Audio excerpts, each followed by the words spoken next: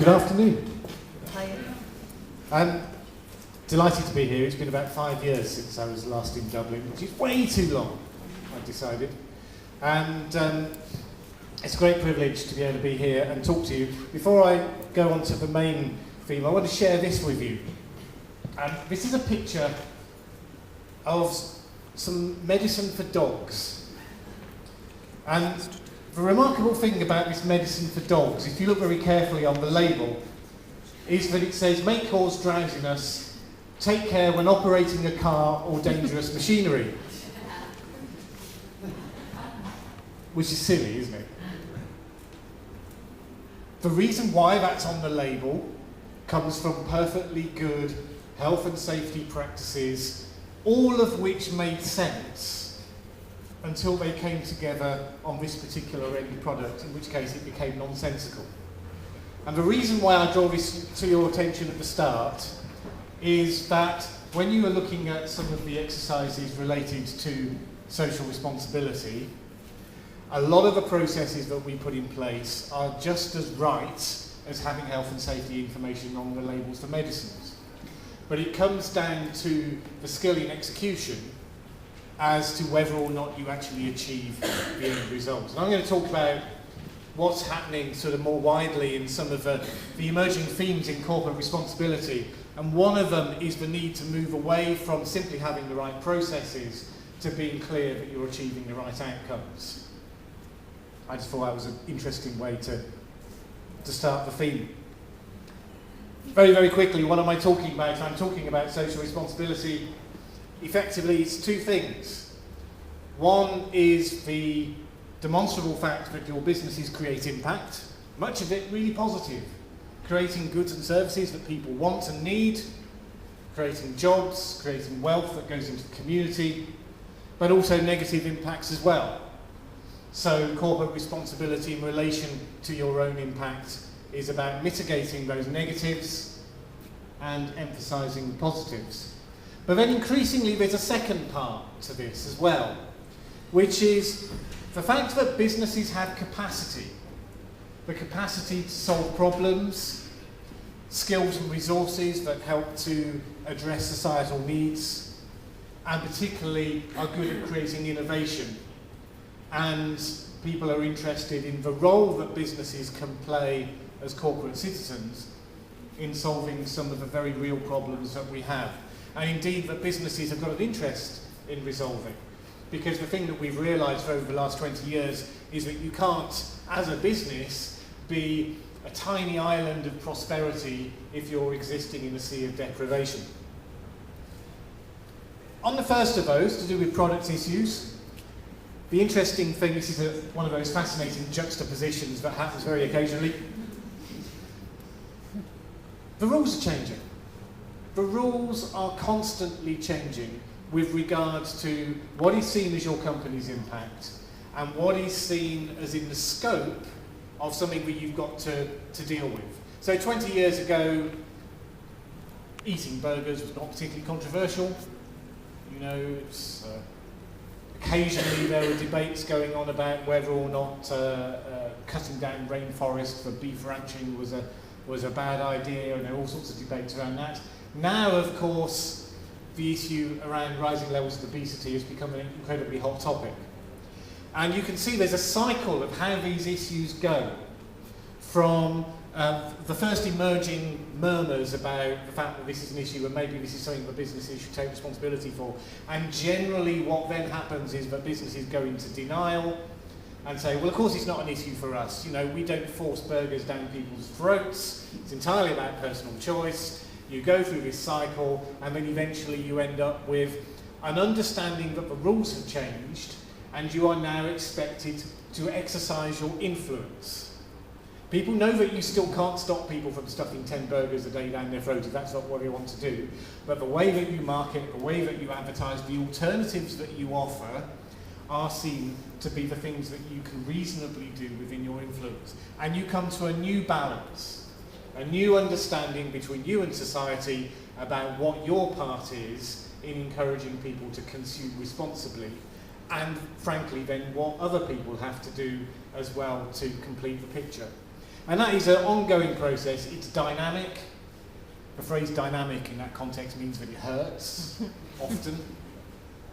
But you can't get away from it. You can say, no, it's nothing to do with us for a little while, and eventually you have to accept. But it does have something to do with you.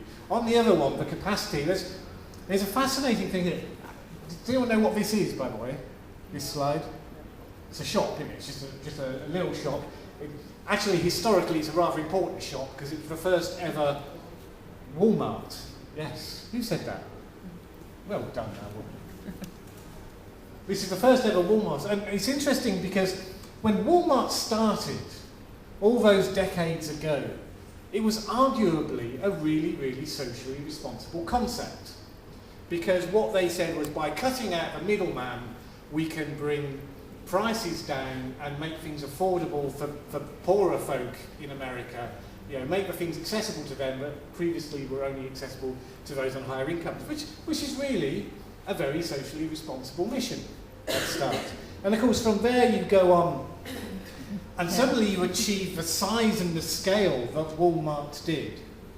And you begin to see that there are unintended consequences of driving that very socially responsible business model to that kind of scale.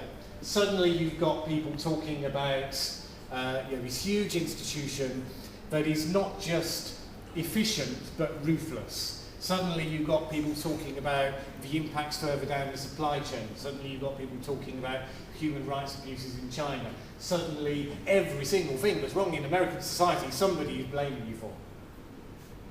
But isn't it fascinating that when Hurricane Katrina hit New Orleans a couple of years ago, and the federal government was generally felt to have done a completely rubbish job at responding to the scale of the crisis and need at the time. The one organisation that came out with huge amounts of credit was indeed Walmart. Because the one thing that they did have was logistical excellence. This was what they had built their business model on.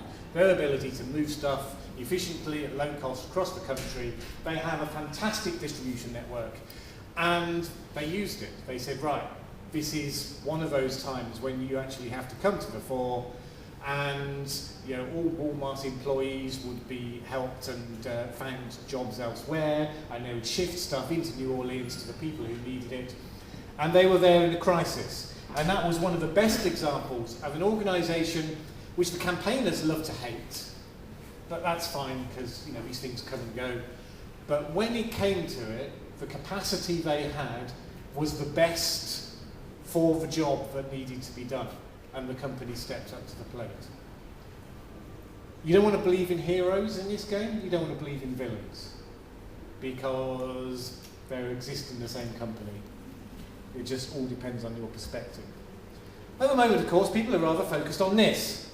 All going on in Copenhagen. And it's a game changer. Because we are just starting to see the first business leader wave that understands the scale of change that climate change is going to bring to their businesses. You now have businesses, and we have a business leaders group in the UK, as you do here in Ireland. The business leaders group in the UK includes businesses that have committed to 50, 60, 80, one of them even 90% carbon reductions over a measurable time scale. They don't know how they're going to do that. How on earth, take your business, how would you do what you do in 40 years' time, producing only 10% of the emissions you do today? You will probably look at that as a starting point and say, well, it can't be done. But supposing it has to be done, and where do you go? How do you take that as an innovation challenge, as a business model challenge? How do you use the realization that that's the scale that we're talking about to completely reinvent your business? And we're starting to see businesses ask that question. The company who I think have announced, but I'm not quite sure whether they have yet, so I'm not going to say who it is. The company who's going to announce, or has announced, that they're going for 90% carbon reduction targets over, I think, 40 years. Their board debated this for a day. I mean, they understand the scale of commitment that represents, and it's not being done lightly. Unfortunately, of course, you've got some other businesses, some of them particularly in the US, who are lining up very much with the climate deniers and trying to keep the short-term profits flowing and ignoring the consequences of doing that. And this is where it comes to, there is a choice here. And when you get to an issue like this, there are big choices that are demanded of you. The other area where capacity